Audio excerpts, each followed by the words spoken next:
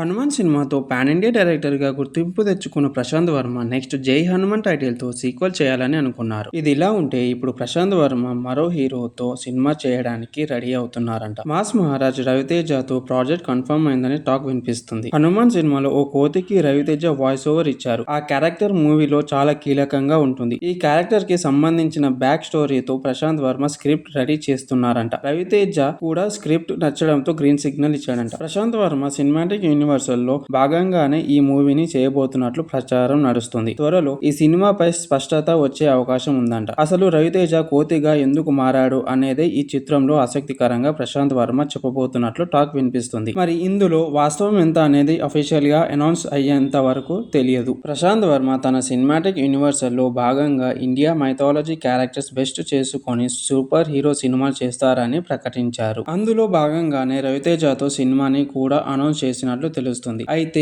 ఈ మూవీ గురించి జరుగుతున్న ప్రచారం వాస్తవం ఎంత అనేది అఫీషియల్ గా ప్రకటించే వరకు తెలియదు. ఇది ఇలా ఉంటే మాస్ మహారాజ్ రవితేజ ప్రస్తుతం హరీష్ శంకర్ దర్శకత్వంలో మిస్టర్ బచ్చన్ సినిమా చేస్తున్నారు. ఈ మూవీ ఈ ఏడాది ఆఖరిలో రిలీజ్ అయ్యే అవకాశం ఉంది. దీని తర్వాత మరి కొంతమంది దర్శకులు లైన్ లో ఉన్నారు. అయితే ప్రశాంత్ వర్మ దర్శకత్వంలో ముందుగా సినిమా సెట్స్ పైకి తీసుకొని వెళ్లే అవకాశం ఉందా లేదా అనేది తెలియాల్సి ఉంది.